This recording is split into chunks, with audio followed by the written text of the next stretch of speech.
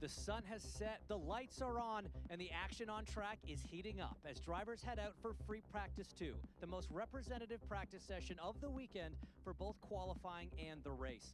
Are Aston and Ferrari hype trains truly on track for an upset, or will McLaren and Red Bull reset the competitive order?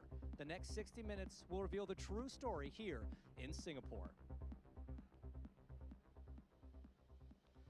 Hello everybody and welcome to a well-lit but nighttime paddock here for free practice 2 in Singapore. We have a special guest we're going to get to in a moment, but just real quick, Lawrence, this place, so beautiful, such a unique environment for a Formula One race. I think it's got to be one of the most spectacular environments we get to race in. One of the best seats in the house if you're lucky enough to be up in the Singapore Flyer, or one of the seats in the hotels and the skyscrapers that kind of line this track.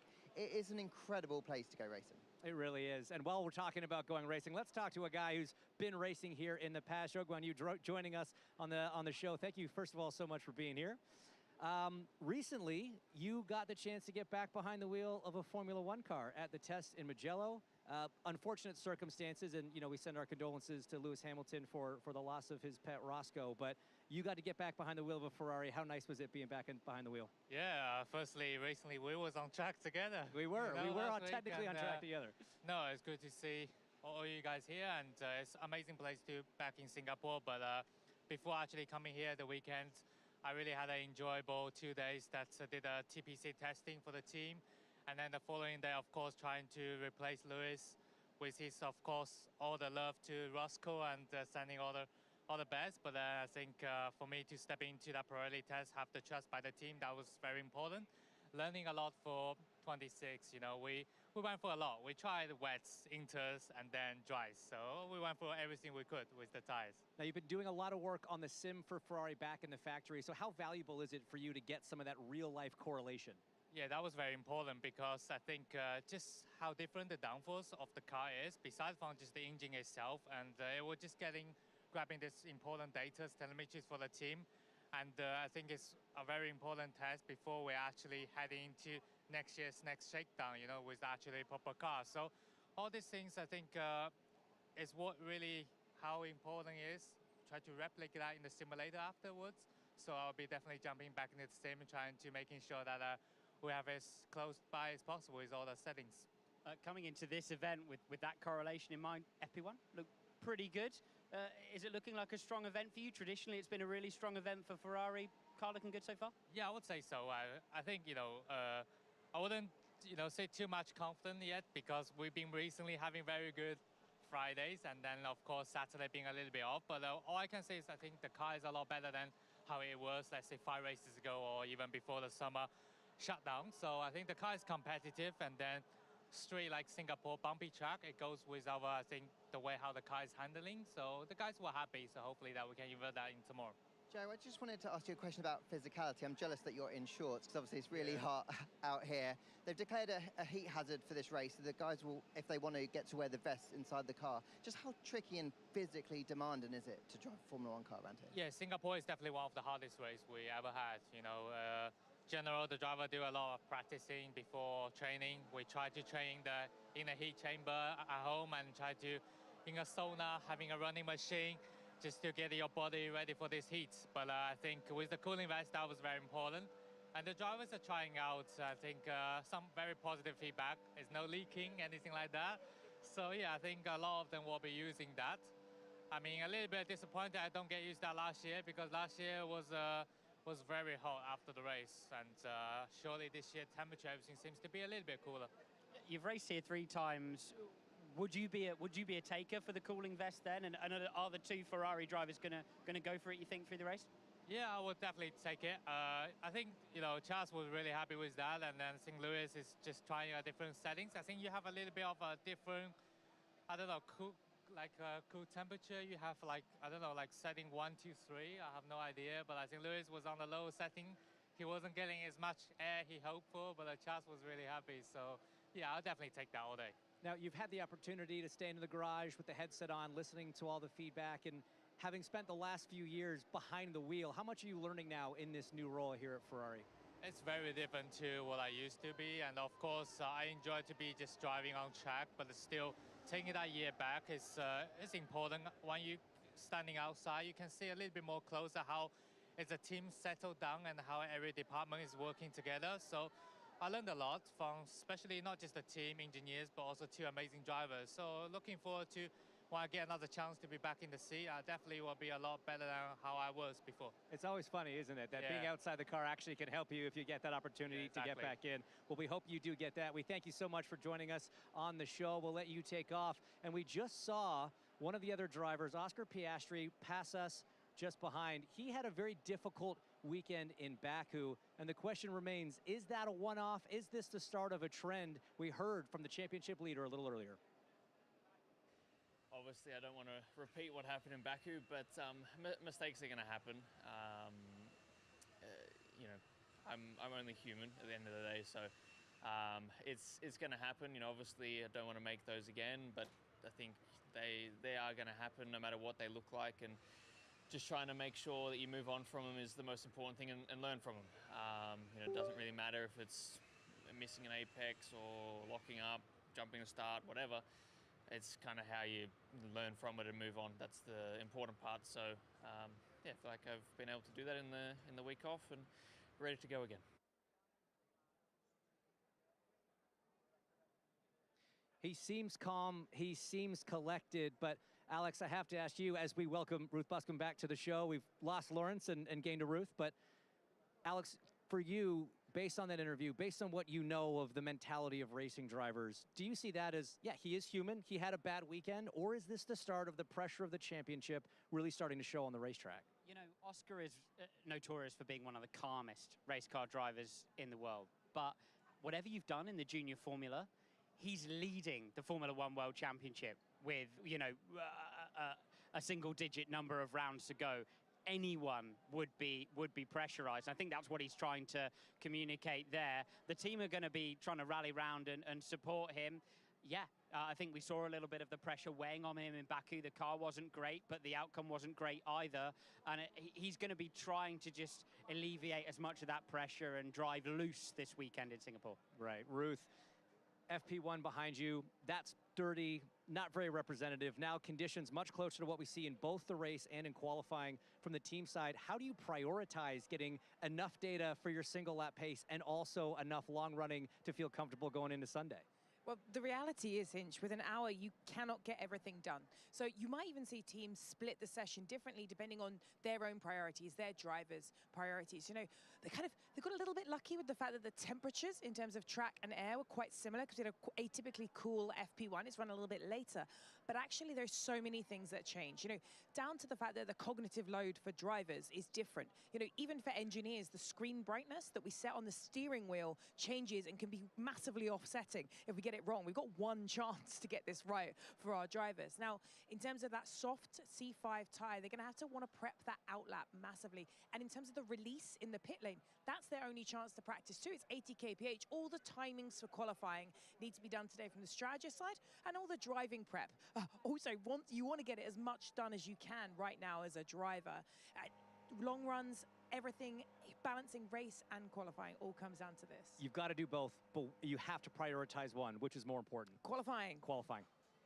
All right, Alex, real quick. Alex Albon missed all of FP1, an entire rear-end change for the Williams crew to get him out in FP2. How tough is it to just jump in with no practice under your belt? Well, he's got a tremendous amount of experience, Albon. If it was a rookie driver, if we're talking about Antonelli, that would be a really big issue, but I think he's done enough laps around here. What's impressive is the team getting what is a huge job done. They missed the whole of FP1. Let's see if they manage to get him out right at the beginning of FP2. Lots of questions to be answered here in FP2. They will be coming up. We'll head up to the box with Alex Jakes, Julian Palmer, and Sam Collins.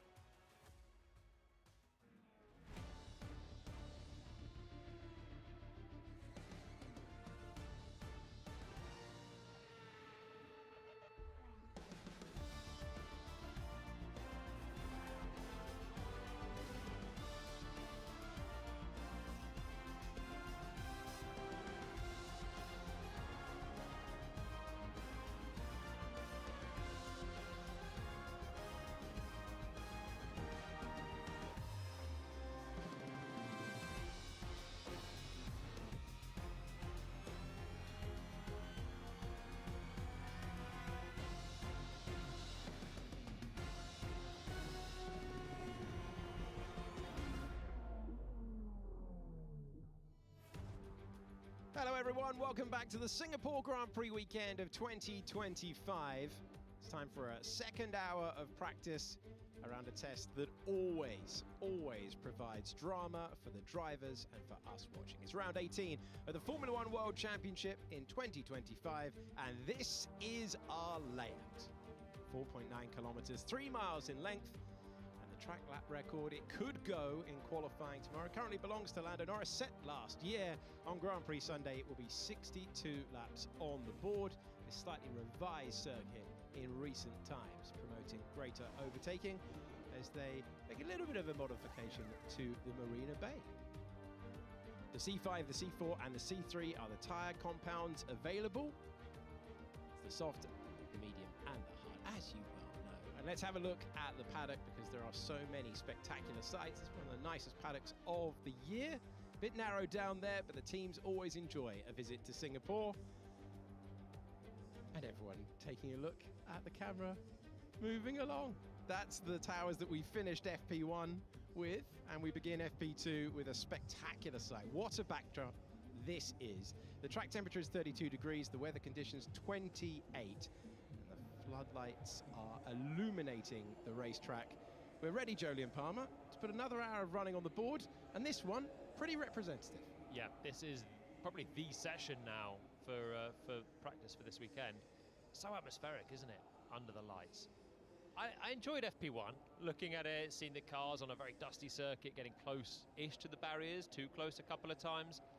But it's when Singapore gets covered in the floodlights and you see the sparks properly illuminated, you see the track grip coming up and the confidence of the drivers coming up as well. That's when this place really comes to life. And we got it now, so this is going to be a much more meaningful hour of practice. Looking at the big wheel that lies in between the final two corners of the racetrack, that is the main straight, and we will get an idea of the true pecking order of the weekend. McLaren hoping for a return to form. We begin our pictures down in the pit lane with the team that need 13 more points to confirm themselves as constructors champions, winning 12 Grand Prix so far this year. It's McLaren and now Mercedes, who moved ahead of Ferrari at the last race. Red Bull staring at a 4th place finish, but they've won the last 2 Grand Prix and they're not too far away from a couple of teams ahead. McLaren just need the 13 points to confirm what we've known for a while now, that they're going to be the Constructors' champions and go back-to-back for the first time since 1991. Laps under his belt this time than he did in FP1 after that brake issue. And yes, the drivers wearing the cool vests. We've only seen George Russell wear it in Bahrain this year. That's right. He seems to be one of the drivers that gets on with it the most, or the best. Lando was wearing a cool vest earlier, I saw. Yes, he was. And what are the cool vests, and what do they do, and why have we got them this weekend?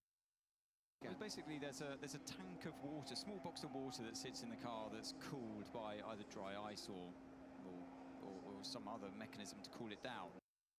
Tubes around. You keep an eye on the drivers in the cockpit. You'll see these rubber tubes that they connect to the car, and then that pumps the water, a bit like a have any interruptions of red flags? Probably a good thing after everything we saw in Baku qualifying earlier on in FP1, but they will be pushing harder in this session, so the chance of that increases. I mean, this is almost actually peak conditions.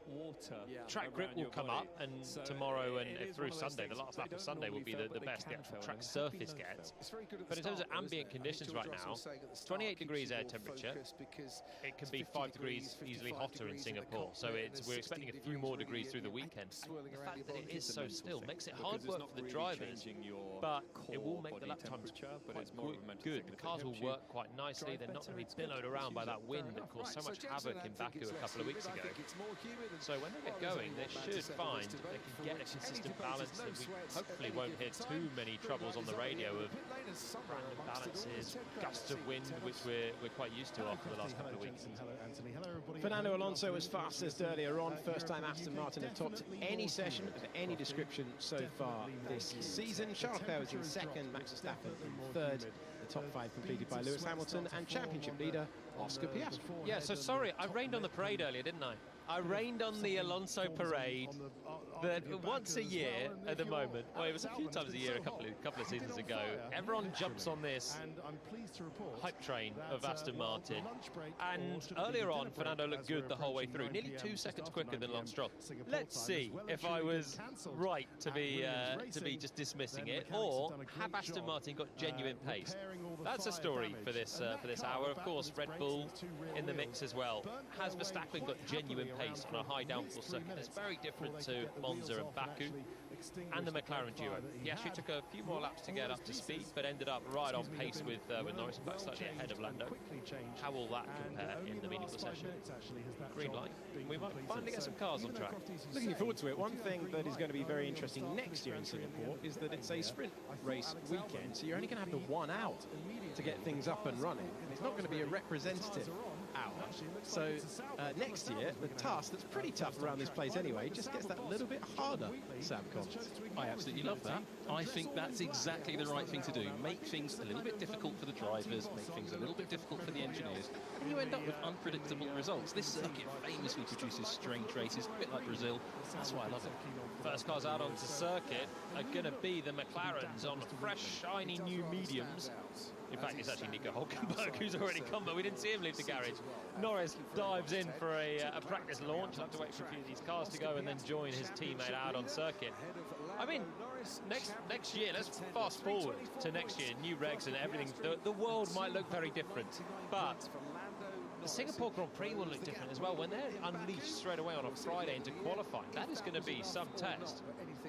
I can't quite envisage how a sprint race will go on a Saturday morning for this one. It's going to be an interesting test, but the sprint qualifying is going to be pretty dramatic. Having to go all out, 1 hour of practice, and then into qualifying on a dirtier track where it matters for points.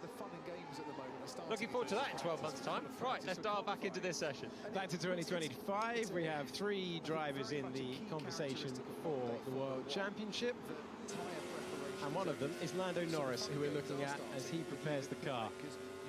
One of the joys of the night races is to be able to see the driver's eyes as they go around the circuit. It's like a sort of light tint that Lando's got. It's not a completely clear visor there. What did you go for, Palmer? I'd normally have gone for maybe a 50-50, maybe a sort of blue smoke on it, just to look a bit cool. So for that, you need to have at least. Just picking up on what you were talking about there, about the sprint race next year. That'll be running daylight, or ish. Yeah. It's the GP2 race running daylight-ish, and that would be a bit like that. I can't remember who won it, though. Hey, Sam digging himself out of the hole he laid earlier on. Yeah, do you want me to relay it? 2013, one of the great GP2 feature race victories.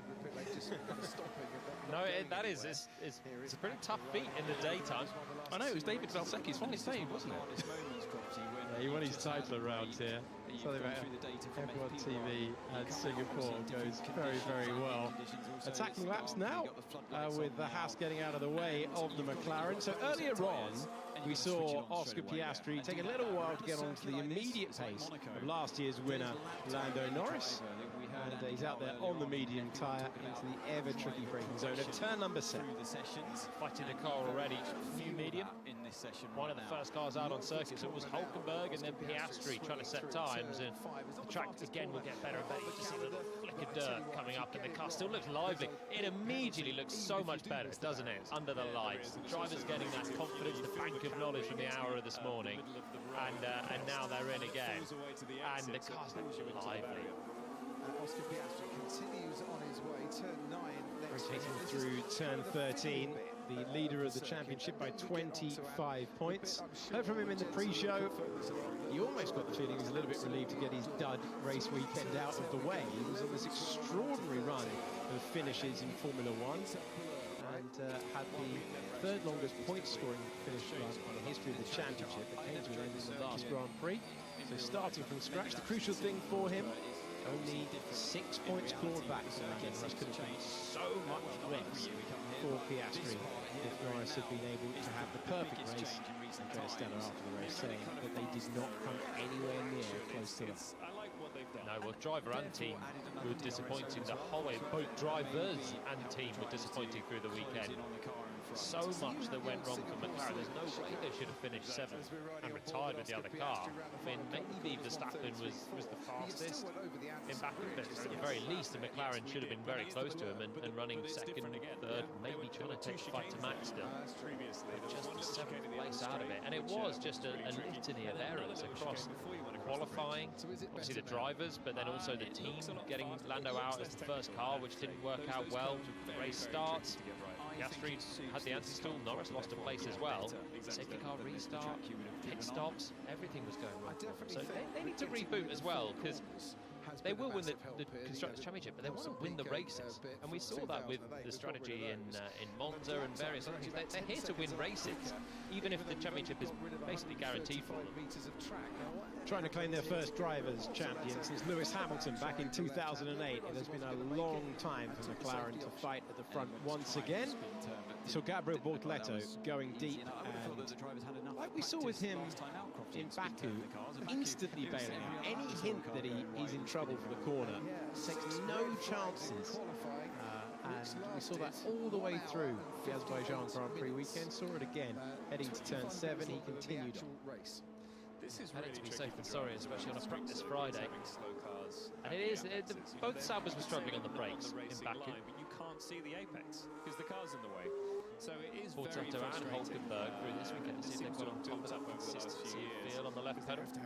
Leclerc looks a little scrappy on this lap so far. Got wide out of turn 7. 2 tenths down on Antonelli. The track grip should be coming up slightly. Antonelli to the top of the times. The rookies struggling a little bit to get up to speed earlier on. Hajar was the standout. But now this is where you have that couple of hours, bit of lunch, bit of a check-in with the data, think about it and get back on circuit, and you start to piece the pieces of the puzzle together. And Antonelli's obviously on a much better start here as Leclerc comes through and goes full, just losing a little bit in all 3 sectors. Charles Leclerc taking a couple of pole positions around this circuit, but never able to convert it into victory. Second to Sebastian Vettel and second to Sergio Perez. Sometimes they put the car on pole 2019 and 2022. I mean, Leclerc's pole to win record is astonishing anyway. His qualifying record, I think it speaks volumes of how good he is over 1 lap versus sort of how bad he is over many laps. I think he's an exceptional 1-lap qualifier. But for his Monaco poles as well, okay, he had the breakthrough win in Monaco last year. But to have that many poles, multiple poles in Monaco, multiple poles in Singapore, and not win the races on circuits that are notoriously difficult to overtake, it's a pretty tough record. The story of 2019 was a sensational in and out lap from Sebastian Vettel. The story of 2022 was getting jumped. It was a wet race, and he was jumped in the opening meters by Sergio Perez, who just held that dry line. And there wasn't a ton of overtaking that day. He got fairly close. Turn 14, when we saw the drama for Lando Norris last year, got close there. That was his only real hint of a chance. But when it is a drying track and it's very, very low grip off the racing line, no way by. But it's an interesting point you bring up, Jolene. It's an unusual one. Let's go glass half full. Special driver over 1 lap. He's proved it time and time again, including this year when he took pole position out of absolutely nowhere in Budapest. I believe that as well. I mean, his 1-lap pace is phenomenal. And it's why Lewis Hamilton's having a tough time going up against him, to be honest. Yeah, that head-to-head already clinched for Charles Leclerc. With the races still to run. 7 of them. And 3 sprints as well. And Hamilton's had a better time in the sprint format, but when it comes to Grand Prix, that head-to-head battle in qualifying, he's already done. When you look at the races that have gone away, so you mentioned the Perez one off the line. He got overcut by Vettel, which was a bit controversial in 2019. Ferrari is sort of a bit... It didn't seem like everyone was on the same page that day, did it? Yeah, pitted Leclerc, and then Vettel went long and overcut him. Just a marker for the weekend. Comparative lap times. Oscar Piastri, Lando Norris. Norris half a second ahead. It's very much how FP1 started. They are on the medium tyre, not full quality. Yeah, everyone on the medium apart from the 2 Aston Martins are hard Antonelli going for the seeding route down 14. Spin turn, off he goes again.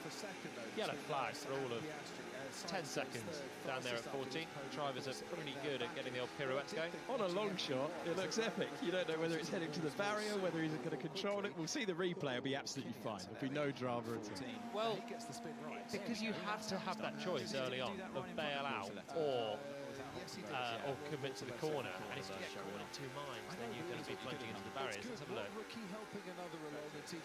He nearly got caught in two minds, but still had the bailout option. He had a lot of margin actually on the brakes as well there, I think. So he has the lock-up, but he is not screeching in on the absolute limit of being able to choose to go left before it's too late.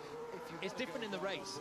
So when Norris does that in the race, you don't want to then be doing a spin turn, even if he actually has time to do it in about 20 seconds, didn't he?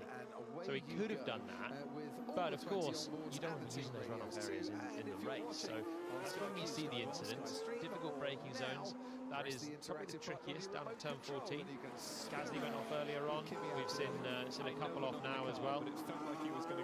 Max Verstappen on a tidy lap on the medium tyre. Full quali sim to come later in the session, and we'll have some long run pace as well. But first, we check in with Alex Brundle, who's watching from the epic view at turn 5. Personal best through that first sector. It is indeed an epic view at turn 5. Great to see cars under the lights. F1's original night race, of course, from back in 2008. Very specific rules, Skulls, about how the racetrack is supposed to be lit. It's 3,000 lux out there. That's lumens per metre squared. Lights very specifically have to have a colour which brings out the flags correctly, and the colour of the lights cannot change while they are on. So they not only have to have the correct colour temperature, they also have to retain that colour temperature for the full duration of the race, so that drivers complain the colours of the flags haven't changed while they're running. Also, the separation of the lights have to be exactly correct in comparison to the FIA's regulations. That's to do with something called flicker, because a flicker of 5 hertz to 10 hertz is considered distracting for the drivers. Where we are now needs to be at least half as bright as the track surface. So really, really stringent rules actually about how an F1 night race is to be lit. Regarding this part of the racetrack, it's one of the more open apexes of the lap. 160 kilometers per hour on the apex of turn 5. They won't go through an apex that quickly again until they make it to turn 15, but I'm hearing Charles Leclerc's on a flyer, so I'm going to throw it back to you.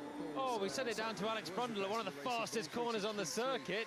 And we get a lovely lesson on lighting and flickers of lights.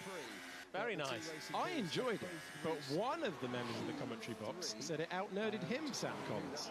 Well, frankly, I found it very illuminating. But I remember when better than that. I remember when the first Singapore Grand Prix happened. McLaren put out a really good social media video, and it was back when the front wing had an element that went over the nose of the car, and they fit a rallying lamp pod to the top of it, and there was a wonderful video. I could probably still find it somewhere on YouTube. It's a good job Alex Brundle wasn't trackside when we had the power cut in Bahrain in testing. Yeah, all the regulation of lights are just full power failure. It's great to watch. He sat so high. Yeah, I enjoyed hearing you cover that. Visually, that power outage. Visually, that gives him it was a lot of fun. You need that extra vision, but he's always sat high. It's not it feels a long time ago now. 50 minutes into the session, we're on board with Carlos Sainz off the back of that fantastic podium. He is bouncing around this paddock, and he's got the second fastest time ahead of his old teammate Max Verstappen. They started Formula One together here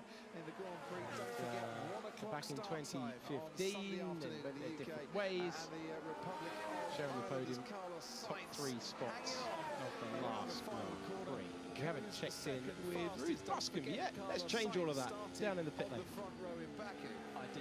Cheers. So this is one of my favourite pit lanes. Why? Because it's the longest pit loss of the year, or at least it was, until they changed the pit lane speed limit. So one of the things that the teams absolutely have to work out is how much the increase from 60 kph to 80 kph for this over 400-metre long pit loss does to it. Now, we think it's about 5.7 seconds, but you're going to see teams to it. Secondly, this track is anti-clockwise. Now, if you ask most people in Formula One, they'll say that's the wrong way round. That's because only around 4 of our tracks are this way around. Baku was the other way around, and it makes it a real difficult challenge for the mechanics, because if you're normally used to being on the inside, you're now on the outside. Now, Baku was anti-clockwise, so they've had a little bit of a practice, but you will see a lot more pit stop practice across the whole race weekend. And of course, pit stops here are absolutely critical to the racing itself.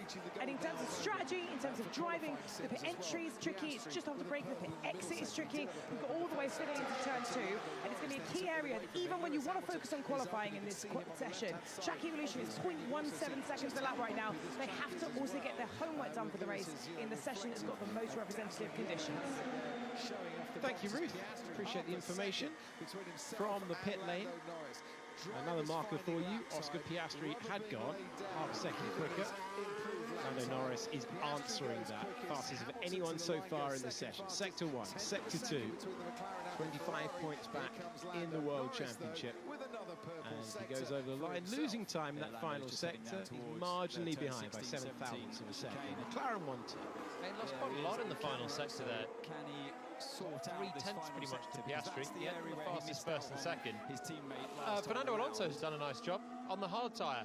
He had the fastest third sector on that hard tyre as well, so I think there's probably a little bit of a trade-off here of pushing early and finding the time in the first sector versus right at the end. Piastri building through the lap, ends up 7 thousandths quicker than Norris. It's finally set, isn't it? Finally set after 3 flying laps on a medium tyre. We'll take that. This is Vice Cam with Liam Lawson. There's a yellow flag out there at the moment. At least 2/10. Oh, and off the road. He's going to be studying the data a lot after George Russell, who had a wide moment earlier on a flying lap and had to back out of it. He's taken the front wing off the Mercedes, and he will trundle it back to the pits for a new nose. So that's turn 16 for Russell. It's not the same braking point that we've seen a few drivers go straight on at, but you have the option of doing that again at the next right-hander. Significant damage to the front of that car, obviously. Let's go down to the pit lane where Ruth is standing by at Mercedes to receive Russell back into the pits. Yeah, back again, so soon. George Russell off in turn 16. Now, if this was a race, their car would come in and they would do a front wing change in around 10 to 12 sessions. But because it is a qualifying practice session, what they're going to do is lift the car up onto the skates, push it back in, and then you'll see one of the more senior engineers come over to check damage. They're likely to wheel that back in. It's actually happened, as far as you can tell, in a relatively good part of the session. Actually, we're going to get a lovely practice of a front wing change here. A good front wing change is around 10 to 12 seconds. I don't know if JP's timing it. He could be a good new pit stop guy. And I'm going to get out of the way here because it looks like they're about to send that car off again. In the pit lane waiting for George to come in. They've got the TVs on in there. They'd seen that he clunked the wall or he's done something to lose his nose. We've got a red flag out on the circuit. The front wing needs to be recovered. This will be an intriguing one then. On board, George Russell heading into turn 16. We don't see many cars go off. Heavy contact into the barrier and the end of his front wing. How has he driven that back to the pit? He's absolutely nailed the barrier. That's hitting 60 miles per hour. Maybe not quite, maybe 40.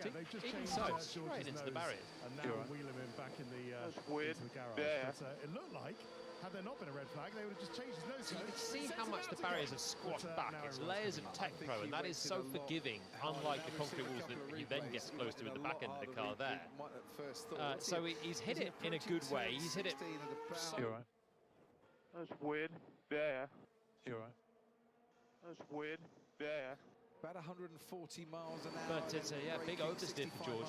Attacking the brakes, track grip's coming up, attacking the brakes, turning it in, the rear's then gone light, and he's overcorrected it off into the barriers. Essentially what he did was give the car a front impact test, although on a squishy barrier like the Tech Pro, whereas you do the proper front impact test that every car has to go through, that's on a bit of solid equipment. But that was, very odd.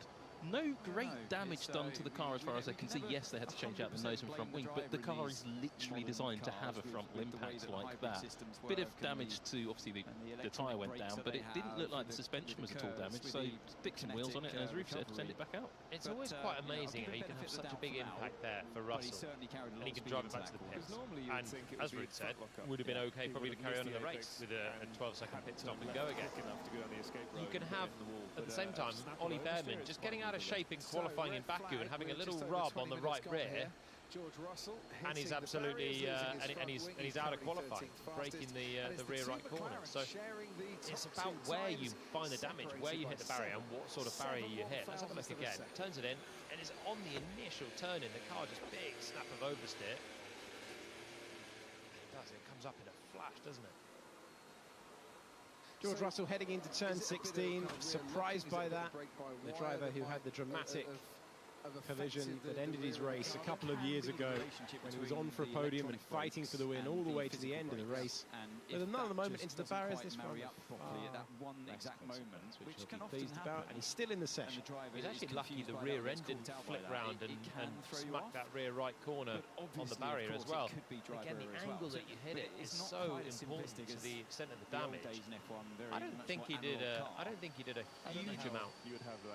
Crazy in terms of the way he approached the corner. I think he probably just carried in a little bit too much speed, but it didn't look like he was massively bumping, didn't look like he was bouncing, just too much speed in, and a big point of oversteer. Yeah, and the damage to the car, you actually got a very good view of the front impact structure, the crash structure that's inside the nose. So all the shiny silver bits that got the sponsors' logos on stuff, that have got smashed away in that shunt. But the actual structural bit, the solid bit designed to protect the driver in exactly that situation, that all looked pretty untouched. But he's just got out of the car looking slightly grumpy. Yeah, I'm surprised by that, unless they found something else that maybe caused that moment, but it doesn't look like session-ending damage to me. But maybe it's because the red flag's out and you need a comfort break. Not allowed to leave the garage. Now, in a practice session, the floor as well underneath it, maybe the leading edge of the floor that might have suffered some damage, and maybe it's a bit worse than we might have initially seen with Mercedes. But Russell out of the car is a strange one. Qualified this season, there's at least one place grid penalty coming What an away. But epic skyline Singapore provides every single time. And we've seen it again. 37 minutes to go. The towers that we finished FP1 on, there you go. Part of a montage at the end of every season. That skyline with the big wheel in the background. Brilliant test for the drivers. This is a great stop on the calendar. And I know I say that about nearly all of them, but it is. I think you're too high up there for a good view of the track. You don't think that? You're turning down that infinity pool. If you're frolicking around in the infinity pool, good on you. Nothing wrong with that. It's hot. Look, we've got a heat hazard, so you might want to be in that pool. But I think you're a little bit too high to get even a proper bird's eye view of the cars there. They got to lower that a little bit. It's amazing how many vantage points there are around this circuit. Looks good for the shot though, right? It's amazing. Instagram versus reality. And the camera op who's up there having a great day. Yeah, that's you draw your lots at the start of the day. Yeah, you're to the top of the when the briefing is when the briefing is going on in the canteen at the start of the day, and you will be in the infinity pool. Thank you very much. So you're not a swimmer. And we thank all the camera ops for bringing us the brilliant pictures that we enjoy. 36 minutes to go. If you've just pressed play to start your weekend, great to have your company, no matter where you're watching in the world. George Russell has put it in the barracks at turn 16. He's driven back to the pits, but we had a red flag to clear up the debris from this moment. Straight to the scene of the accident, and it shows you we take for granted the speed they take through these corners, but it's one minor moment that sends you off, and it's unforgiving around here. Yeah, maybe a downshift quite late caused a bit of rear instability for George as well. Still trying to sneak it down an extra gear on the way in, slow it up. He's quite late on the brakes and attacking. An incident in the crash he's described as being late braking and just a fairly routine error. Dive into the data to find out what happened there. I mean, obviously, and if there's ever a driver that will be surely looking deeply into the data, to see a huge amount more there. So we will see, as will half the world here, looking into George Russell's garage. He was caught out by the car there. See how he took his hands off the wheel allowed as well to be down there for practice Friday. You know, he does think his way around the racetrack. Reporters of the world have formed an orderly queue outside that garage.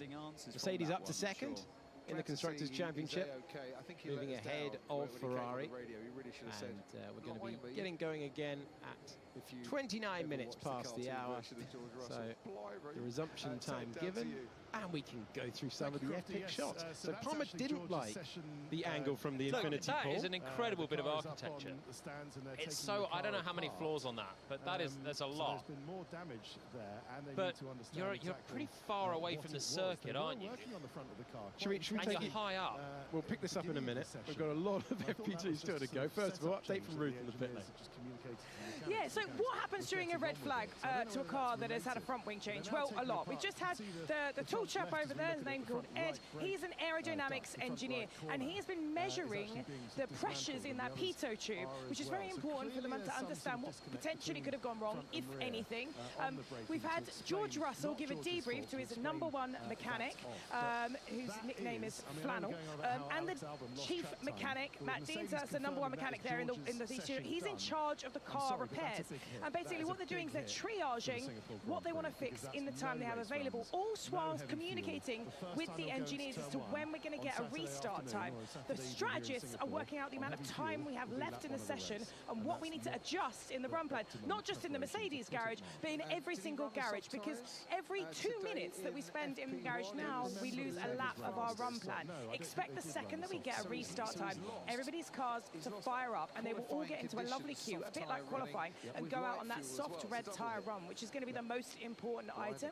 But every minute that we spend in the pits, because the clock doesn't stop, is costing us time in terms of our high fuel running when we actually want to get that critical race data, which our strategists quite like, because it makes our Sunday a little bit easier. Dial yourself in, because thank you, Ruth. Confirmation from Mercedes, that is the end of George Russell's session. He would take no further part, and that was not a comfort break. He is done out of the car, and his Friday is complete. It was a heavy hit into the barriers. It's clearly done more damage than initially met the eye.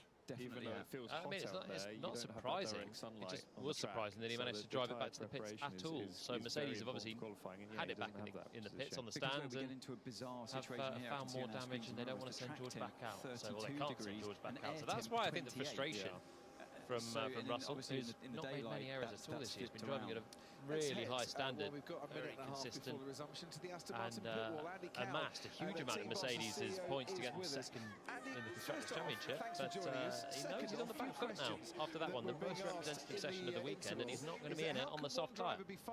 Yeah, unwell in Baku, but he was out-qualified for only the second time since they've been teammates by Kimi Antonelli for the Grand Prix format. So I think if you're on top of the Marina Bay Sands Hotel there, in the pool, I think that is probably the one corner that you can actually see down towards turn 16. From it, you might need the binoculars from there. Because the old track used to cut through much closer to that hotel, but they took that bit away. It's made the racing track much better, more enjoyable, more challenging, as George Russell's just found out.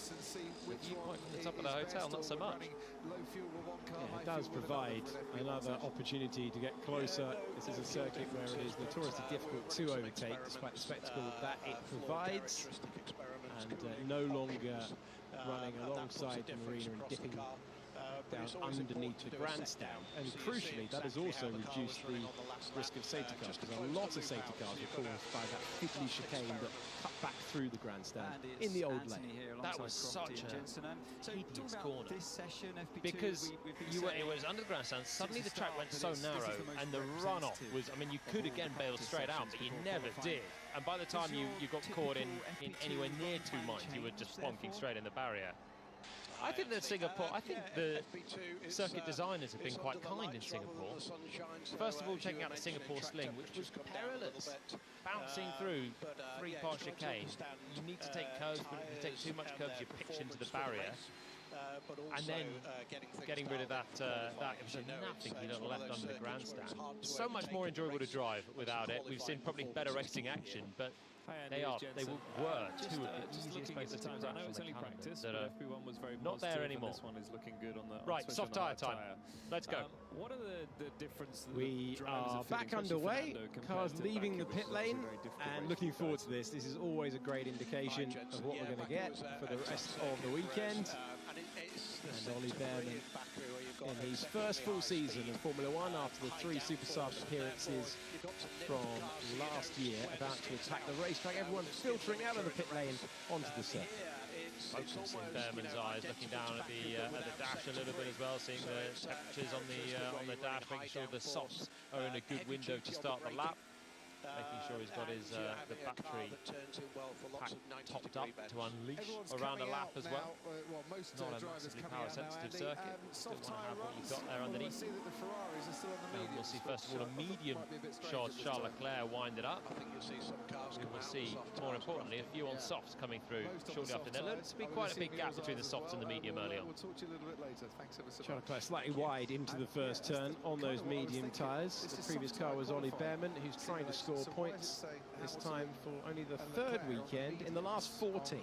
So, Leclerc through on his mediums, but can I interest you in Sainz on a set of softs from 5th place? Didn't run softs earlier on in the Williams, and the Williams actually looks pretty handy again. And the man that was on the podium earlier on is going to be in with a chance of getting up the times on that tyre. Fernando Alonso is also on an outlap on the soft, so let's see if the Aston Martin hype train is going to get going in full swing. That's going to be Alonso that we're flashing past there, with Leclerc doing a very sedate outlap, making sure they're not fired up at all at this stage, because you've got to keep those softs alive for the end of the flying lap. Medium still coming good for Leclerc and for Hamilton, as you can see, the track rubbering in. Hamilton fastest of anyone so far in Sector 1, but outlaps for the heavy hitters. The last time Palmer would hold water and refused to board the Aston Martin hype train was in Budapest, when we saw both of their drivers in the battle for the front row. Well, that's fine. If I become negative on a Friday, they get some great results on a Sunday, and I'll be pleased to see it. So let's see if they can fly in my face once again on a Friday. Fernando Alonso on his soft tyre on an outlap. The McLarens have joined him, the Stappins joined him as well. So we've got all the heavy hitters out there with Alonso and Sainz. Here's Hamilton completing a lap on the medium. It's been animated for Lewis Hamilton, and he goes fastest of anyone so far. Now, let's see what Carlos Sainz can do. Behrman has gone into second on the soft tyre. He'll join Carlos Sainz, rotating it around the hairpin. Second he's always enjoyed in his Formula 1 career. Ocon hits the top on the soft. So the soft is giving good grip. Not so much fast. Sainz down on Ocon off 2 sectors. So Williams have found trouble so far this year firing up that soft tyre. He qualified on the medium tyre, of course, in Baku last time out, where he was so competitive to be on the front row. On the softs now, he's not finding as much as he would want. Albon out there as well, circulating on a medium still. We'll wait for the other big hitters who are starting flying laps now. Norris into a flying lap just up the road. The Sainz goes third only. Slightly different pages for the Sauber and the Williams. Gabriel Bortoletto nearly going the wrong way. Who's lighting it up? Who's lighting it up? Liam Lawson is, but so too is Fernando Alonso through 2 sectors. So let's see what the Racing Bulls driver fighting for his Formula 1 career can do. Into the wall! Into the wall goes Liam Lawson. Off the back of his best result in Formula 1 in the previous Grand Prix, he's pushed too far. The tyres giving up on him. There goes the rim. Fire at the bottom of the car, because that's the underside of the floor tray scraping against it. And he is parked up at the entrance to the pit lane, just too far on the exit of turn 17 into the barrier. His session is done, and the yellow flag's out, mean that we'll never know who could improve behind him. So that is the peril of attacking at Singapore. That's a tricky corner there for Lawson. 17, right towards the end of the lap. You can see he's almost made it back into the pit. Alonso was on a belter on his soft tyres. It's going to stop the running for the McLarens as well. It's right in the middle of all the big guns, putting down markers on soft tyres, and they probably would have taken the best off them as well. Half a lap for Norris, who, by the way, was actually behind Alonso at that point as well. From a regulatory point of view, this was a little bit of an interesting situation, because Lawson's come to a stop in the pit entrance, completely blocking it. Drivers aren't allowed to cross the white lines if they're coming in, but they have to come in under a red flag, so they're going to have to drive around him.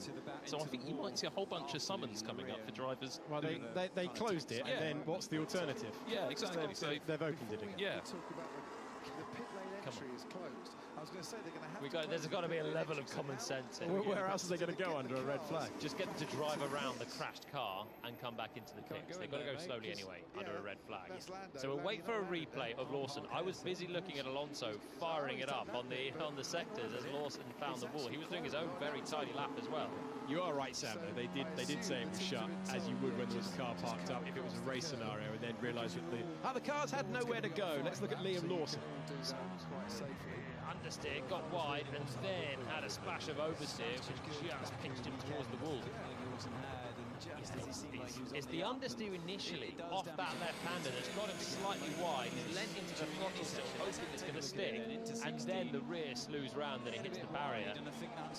Reasonable contact.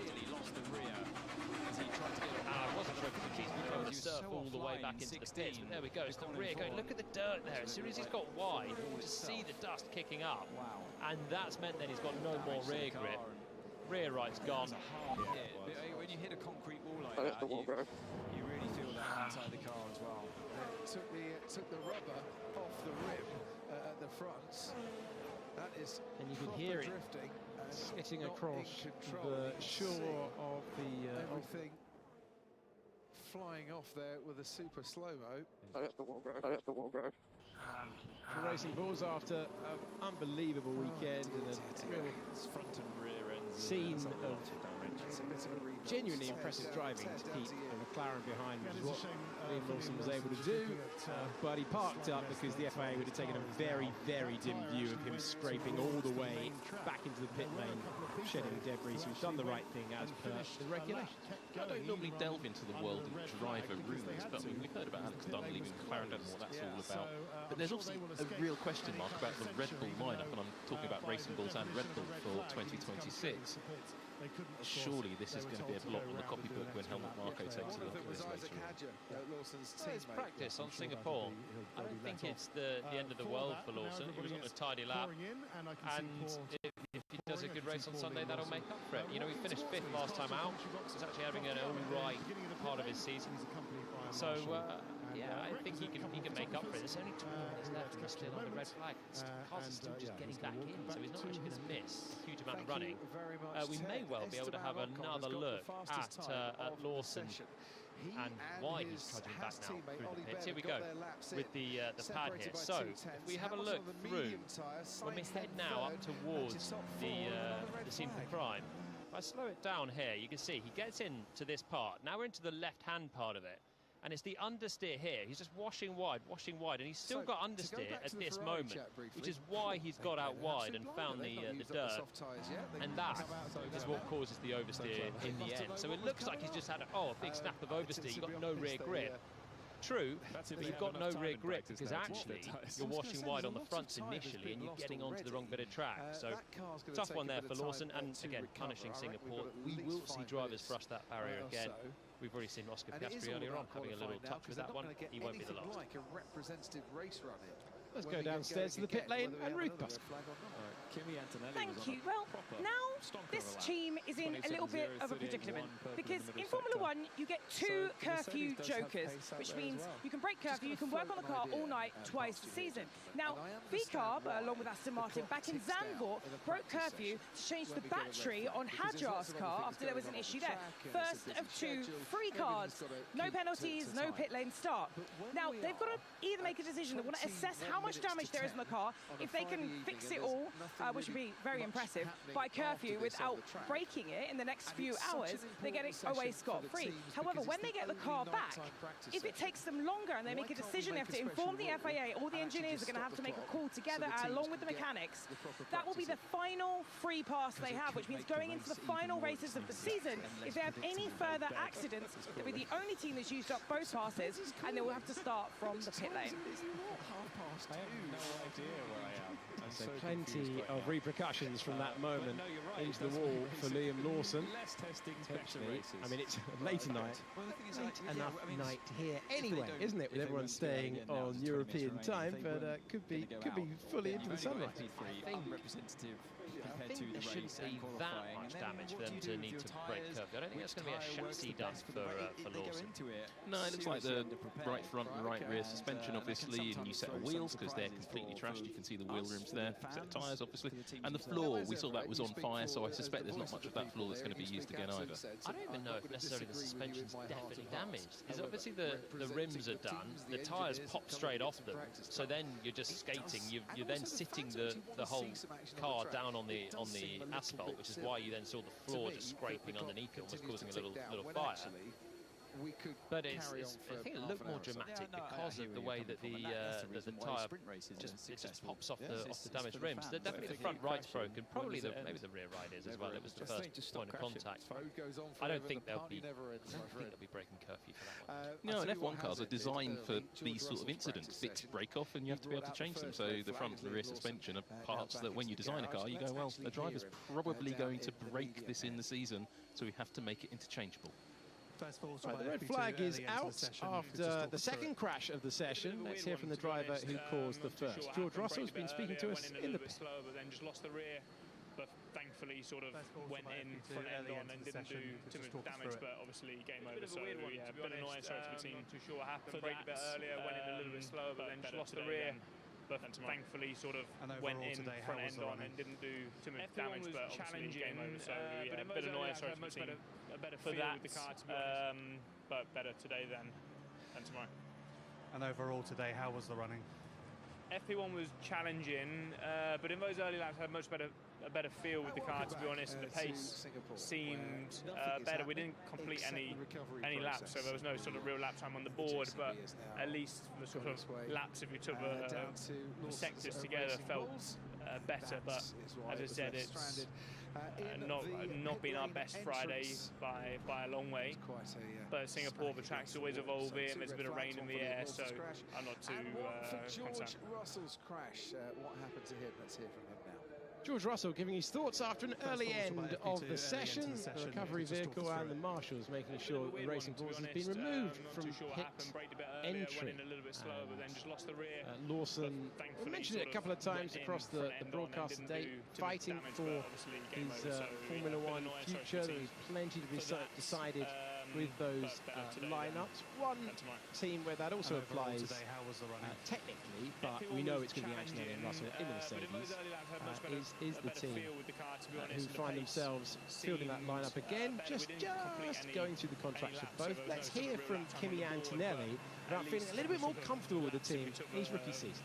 The sectors together felt better, but as I said, it's not been our best Friday by a long way. In a bit.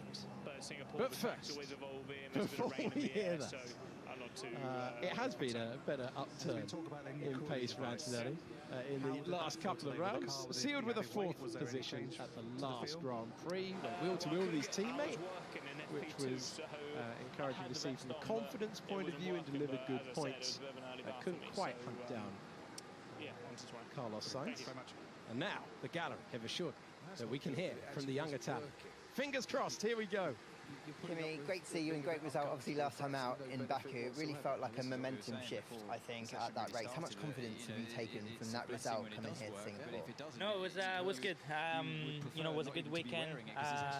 Definitely the best way to bounce back after a difficult period in Europe. And, you know, I was still a bit annoyed after the race because the podium was just so close. But, you know, was still, if I look back, was a really positive weekend. Definitely what I needed and to shift the momentum. So definitely, you know, really looking forward to this weekend and new track, new challenge, but we're ready to do our best. And does it feel you've clicked into something now? You know, the simulation issues that you had beforehand have gone, you kind of much smoother through a weekend as well. Does it feel like that kind of change? Yeah, no, definitely. I mean, I think, you know, after Monza, I had a big meeting with the team, and that helped a lot as well to shift as well the focus, and you know, I've been, you know, it was good. I think after Monza many things changed, and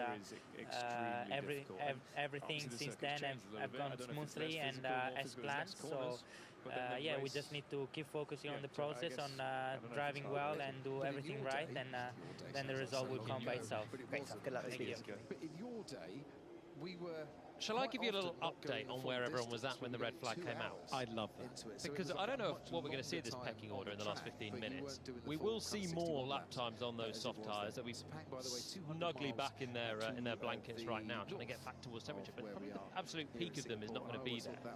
So you had actually that man, Kimi Antonelli, on a really good lap. Quickest of anyone in the middle sector, slower by a tenth than Alonso, who's the quickest of anyone in the first sector. And overall, Antonelli was about a couple of hundredths away from Alonso, who was still set to be the fastest man on the softs there. He was quicker than Norris through 2 sectors by also about half a tenth. Norris was quicker than Piastri in the first sector by a tenth. He was quicker than Verstappen in the first sector by a tenth and a half. So they're your headline times. Alonso still looks really quick, even though he couldn't put one on the board. Antonelli looked good. We heard from Russell saying the car felt good before he crashed. So Mercedes looked solid, and Piastri and Verstappen, neither of them put in a great first sector when the red flag came out. Let's see if anyone can improve and can keep finding the time. Now we're going to be back on the green. Yeah, a minute to go until the session resumes. Something you normally see when somebody's had a little bit of a boo-boo into the wall like Liam Lawson did is, well... Talking of boo-boos into the wall, Sam very nearly finished the sentence, but not quite. So this is one of the narrower pit lanes of the year, and there is the evidence of it. Broken front wing there. Lando Norris scraping in to the pit wall, and Ferrari helping out to get the car out of the way. Ferrari pushing a McLaren. This season's got everything. Well, their cars are already up the road, actually, aren't they? But Norris had his left front up in the air, suspended as it was just holding on the right side. Has he done the end plate front wing? He's done the whole front wing. Yeah, he has, yeah. The front wing is not attached to the nose fully. It was fully twisted round, so unless they've got a very flexible front wing, which they don't, I think it's cracked off. What I was going to say about... Be careful here, because the commentary curse is powerful today. Is about Liam Lawson. Normally you see that they're on like a particularly quick corner and they've tried to go in a bit quicker than normal, but if you look at the microsectors on Liam Lawson's last lap, he wasn't necessarily any quicker than he had been. It was a long way up, I think, on where he was. But on that specific... On that exact corner, yeah, you're right. On that corner, he was actually down. Yeah, he was about 4 tenths away from what Alonso was doing, but you're right. On that corner, he wasn't getting it together and then found the wall. And they all want to get a qualifying lap in. Oh, it's going to be contact. Well, that is extraordinary. The Ferrari into the McLaren. And into the pit wall.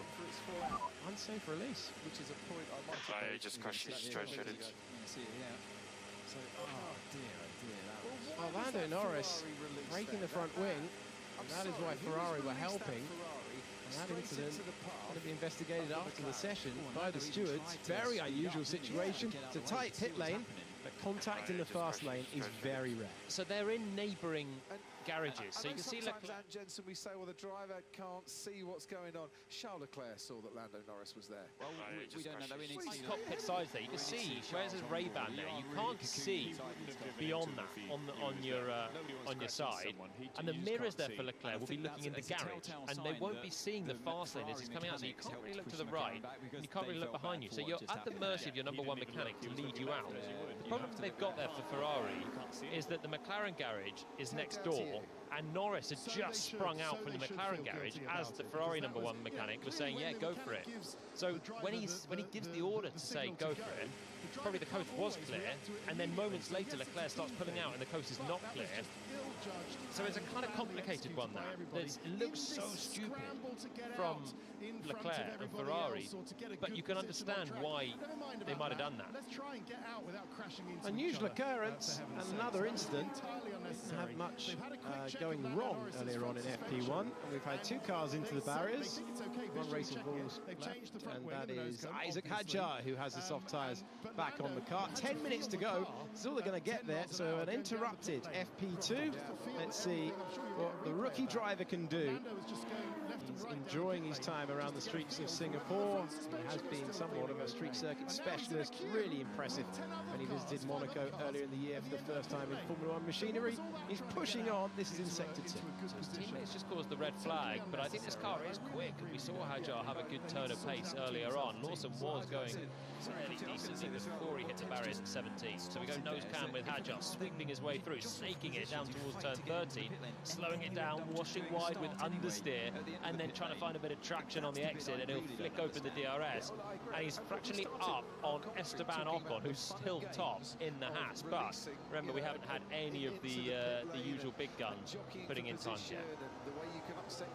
We're waiting for that at the very end of the session, far later than we would have expected it after the interruptions, one of which came. The tyre marks tell you that story down at turn 16. That is where Hadjar's teammate crashed and got to about there in the pit entry, round the final corner. And Hadjar goes fastest by 0.04 of a second. So, can I interest you in a lap by Fernando Alonso on the softs? We'll have a look at Hulkenberg, but I can see that Alonso has done the fastest first sector again this time around. Again, a yellow flag.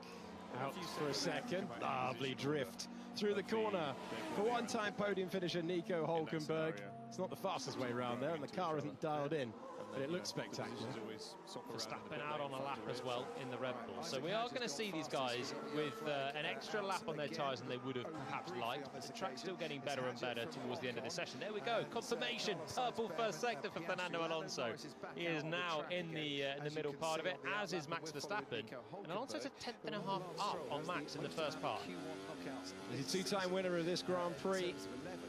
In the car around here, he can produce some magic stuff. He's 0.4 of a second up on Hadjar. We've got the clock in for Verstappen as well. He's working the wheel all the way through turn 14. So the question is, has he used too much of that tyre in the first part of the lap? Bearing in mind he's already done most of a lap on this set of softs. Is he gonna have any grip left? He takes the curve which Lawson went around, has a short shift through turn 17, attacking and washing pretty wide through the first apex of 18, but it's a tidy lap from Fernando. Fastest middle sector belongs to Max Verstappen. Alonso currently top, which we said earlier on, mainly to wind up Jolien, but he's currently top with 8 minutes to go. Can Verstappen respond? Let's see, final corner completes, and he does so by 0.02 of a second. I told you, wait until FP2 and you'll see the Aston Martin just drop back down. Nearly another incident. He was hanging onto it. Norris looked lively all day. Leclerc is always animated around this circuit, loves the street track. A couple more corners for him now, goes wide at the curb that Alonso was clambering over. Verstappen somewhere in the middle of their driving lines. Here he comes. Turn 19 was just see Charles over the line to 5th place. Sorry, I just wanted to get another ticket for the Aston Martin hype train. Lance Stroll, P3. Yeah, second and third. And Lewis Hamilton, we're on board with him. He's trundling a lot. Backed out of this one. Got through the first sector okay, and then crosses the line, goes 5th fastest. Can we go trackside? I think we should. 7.5 minutes to go. Martin Brundle, give us your view. See if anything has happened just a quick one down here. No, we're going to see four to left. 5. It's very typical of what goes on around here. Suddenly we haven't got any cars coming around, just as you've grown to be. Ferrari coming so suddenly that's now. why we had the brief yellow flag. Another spin turn. It's nice to out of the way for Piastri. And never takes him again on the exit, away from the green. Yeah. Slow it down a little bit. They've learned the rules by now. Matteo Binotto, head of the Audi F1 project, looking on from the garage. Right, Piastri is now on a lap. Norris is out on track as well, and we'll start one in a few moments' time. So let's see, Piastri up on Verstappen in the first sector, but still a fair way away from Alonso's fastest first sector of anyone. Middle part of the lap, we haven't got yet a Piastri decent sector on the board because he was further back when Lawson's red flag stopped play a few moments ago. So we'll see him flick it in towards the left-hander at 10. Bring it back. Right, left, and then find your line over the bridge there. Don't clip that wall on the entry. Easy to do that. We're seeing more and more drivers opening it up to their peril. The driving lines. You can see Norris has backed off again, so we'll see if he gets one on the next time. Piastri's neck and neck with Verstappen into the final sector. Fascinating situation at the moment with Visacam with the championship leader. But if Verstappen is quick around this racetrack, we are set for a really intriguing this championship. Long way to go. Let's see how he completes the lap. Keeping the tyre in, absolutely vital. Coming up turns 18. This is 19, and the lap on the board takes him ahead of Max Verstappen by a 1/10.5, or close enough to. He had really good rear grip at the end of the lap. So the same place as Lawson got all sideways out wide. Piastri just waited, was patient, and then managed to just deposit the power down without lighting up the tyres, and that gave him confidence into the final corner as well. Good lap from Piastri, 10.5 off on Verstappen. Tsunoda's going to complete a lap in the second Red Bull. Nice, a second down. Yuki Tsunoda with his best result for Red Bull in the last Grand Prix. Said he was thinking about the move on Liam Lawson, but basically played it safe, thinking about the context of the race, not wanting to go for a risky one, so he banked his best finish for the Red Bull team, and he needed that result. Another driver trying to stay on the grid for 2026. Gabriel Bortoletto's had a couple of moments off the road. Great lap for Carlos Sainz, goes up to P4.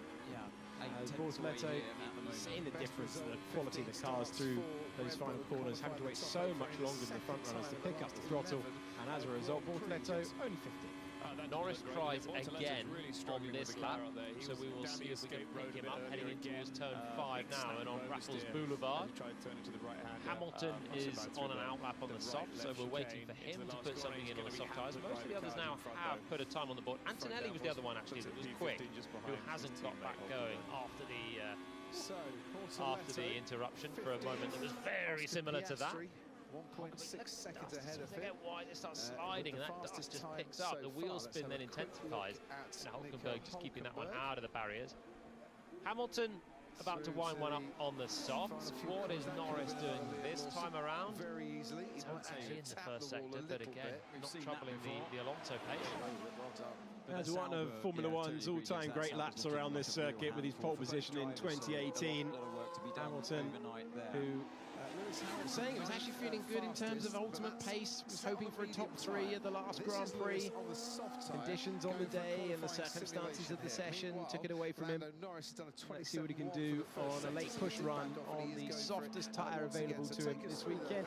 First sector nicely in touch with the current fastest driver, which is Oscar Piastri. Piastri's first sector wasn't that special. He picks it up in the final sector, so that's the gauntlet that's laid down.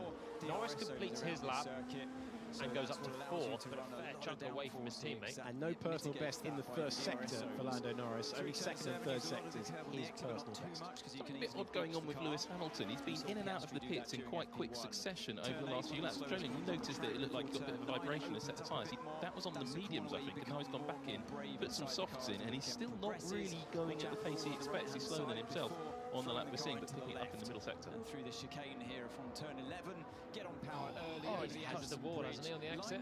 So animated, the Ferrari, every single time we point a camera at the Scarlet car, they have got armfuls of the steering wheel, trying to correct things, and again, another loose moment, requiring all of the 7-time world champion's skill. Back to Esteban Ocon, who momentarily topped the times earlier in this session. 2 minutes to go. He's improving sector 1, he's improving sector 2. He's got now 2 corners to go. We'll watch him through. We'll watch Adjust really quickly as well, just behind him. Ocon's going to improve to go 5th. I thought Hamilton was about to plunge with understeering to the wall at turn 11. Carried a lot of speed in and got close to the barrier on the outside. Then he had an oversteer through 14, and I think he caught the barrier as he was correcting that, and that's why he backed off it late on. Adjar here into the final couple of corners, sweeps through, confidence growing, lap time. Oh, it's growing as well. Fastest final sector of anyone. Ahead of Max Verstappen, the street circuit specialist, stepping forward once again. These late push runs, and Hadjar is second, ahead of Norris, ahead of Alonso, and ahead of Verstappen. P6 for Lance Stroll. Here's Lando. I suggest we just convert continuous. Why do you want to do continuous? I'm half a second off. It's up to you, but I can probably make the car quicker if we do laps without the DRS. Yeah, but my car's not half a second off, is it? My driving's half a second off. Okay, we've fine half second now. Let's try continuous.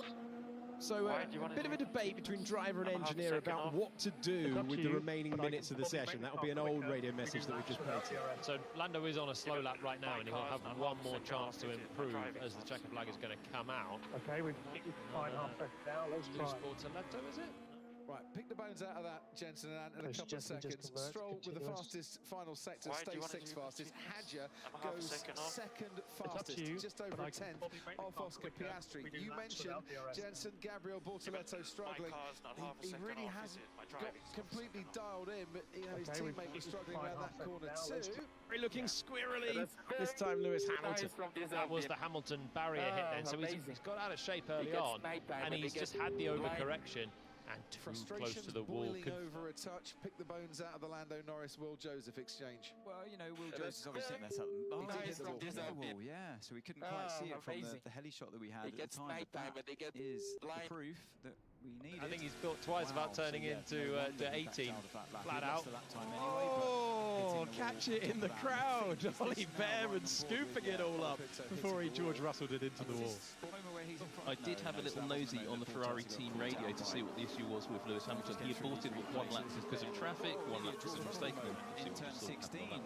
So Norris, final flyer then. He's done a slow lap. He's actually done an improvement in the first sector from his best lap. Still scrappy into 13th, and really scrappy coming out of it as well. Is that the end of Lando's attempt then? Don't understand that. That might be for Norris. Really was more telling his attitude and how he just seems well, we've brought you a lot, but we don't have a confirmed picture of how things really look. After an hour where it was all very, very respectful and tidy and almost too clean for it to be running in Singapore. Much more of the usual fare that we've become used to. There's Hamilton pushing on at this stage of the session. Checkered flag is out. He's taken the checkered flag already. That's where he got so close to the parapet. He's going to flick it again. He's obviously consistent with his line, but oh, he's not leaving a lot of margin. And with this Ferrari looking like an absolute rascal, he is just He's a fantastic driver, using all of his skill to keep it out of the barriers, although he did have a little touch just about there on the last lap, and he nearly did it again. So Hamilton wrestling the Ferrari round, and that Ferrari looks ugly. He backs out of it now. That's a personal best, sector 1 and 2. So he was trying to just play himself into a bit of form there. Trevor Series, team principal, looking on. And it feels like a little bit of a continuation from what we saw in Baku. Seen some great laps out there, but in no way do we know the true pecking order for the Singapore Grand Prix. Performance from this man, P2. Are you saying Hadjar's not on for a front row tomorrow? Let's start the Hadjar hype train. I'm aware that I've been doing this to you all day. But I don't like it this way round. Here's Lando Norris, and like his teammate was in FP1, skateboarding down the curb at the exit of turn 7. Trimming the paint off that lip on the curb on the exit of 7. They'll be out there with the brushes later on, tidying that up, and it'll probably go again on the very first lap of FP3. It's a difficult exit curb there. We've seen a few of them just running over it.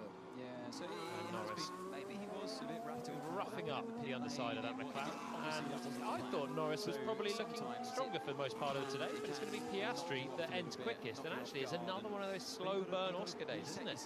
Much better. Piastri looks out of sorts all the way through Baku. Didn't look like he was on terms really with Norris in Monza. There wasn't much in it, but today much more assured, and I think he's going to be going to bed a happy man, back in his good place. Max Verstappen within striking distance. Kind of refused to follow the program that his engineer felt like. Interesting element going forward through this weekend. A lot of homework to be done for the teams Friday into Saturday. Do you still think Verstappen can do it? Yeah. Have you been watching the last 4 years? Yeah. I absolutely think he can. I think the freedom of having so many titles won, you can never count him out. Driver with nothing to lose with that much ability. Scary prospect.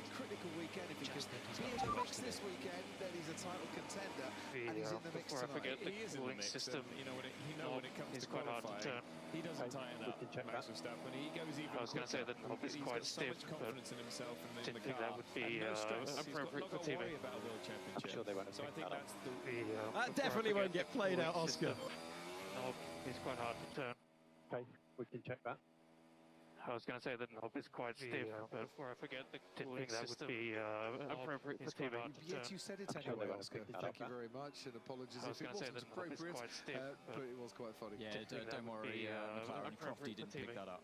I'm sure they won't pick that up. Wasn't too happy on the radio at the end. Top 10. Actually, let's take it from the start. Top right now. Round 18, practice 2, under the lights, representative conditions. And we find ourselves with Oscar Piastri. Coming up with the fastest time as well. Fastest of anyone so far. And he finds himself ahead of Isaac Hadjar, improved late on. Max Verstappen will be very pleased. Given some of his Singapore woes in the past, he's under 0.2 of a second away from the benchmark pace. Fernando Alonso going well, FP1, FP2, and then it was Norris, Stroll, Alonso, Sainz, Leclerc, and rounding out the top 10 in what I think is fair to say is a lively Ferrari is Lewis Hamilton. Then it's Yuki Tsunoda, Oliver Behrman, Alex Albon, and Nico Hülkenberg. Gabriel Bortoleto wasn't happy with traffic, and a couple of lively moments as well. Then it was Gasly, Lawson, Antonelli, and Colapinto. George Russell found himself into the wall, so did Liam Lawson, both of them not getting the full out.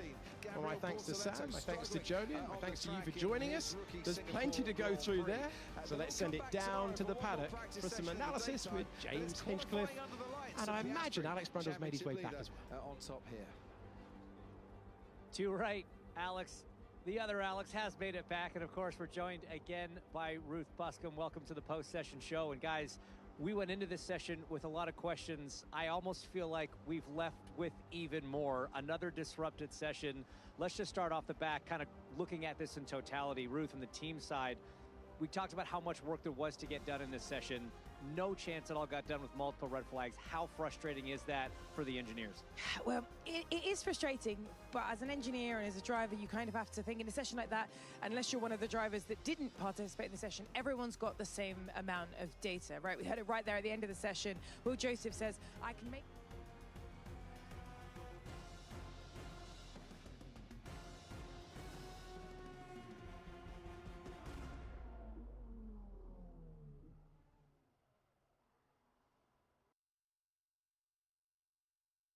trim. You know, these engineers, you know, give us 2 laps, we'll be happy. Give us 20, we'll still ask for some more. You know, I think it's the drivers I feel more sorry for in an interrupted session like that, because the red flags came out right in the middle of that all-important soft tire. And we'll get back to that, because I do have a question about Alex. First up, it was Russell into turn 16. Yeah, it looks like he just locks the rears up, doesn't he? Braking and committing really deep down into T16. He was on a bit of a tear, Russell, at this stage, and just playing over commits. He puts the left rear tyre on that white line as well. Can't be helping as he gets down there. You know, something I really noticed when I was standing down at turn 5 is just how much dust and dirt is still out there on the racetrack. You're showered with it every time a car comes through, but that's a clear mistake from George, and a lot of time then lost in the session. Are you surprised that it was as much damage, Ruth, maybe, as it was, that he couldn't get back in the car? I'm surprised he got away with so driving back to the pits with an offer.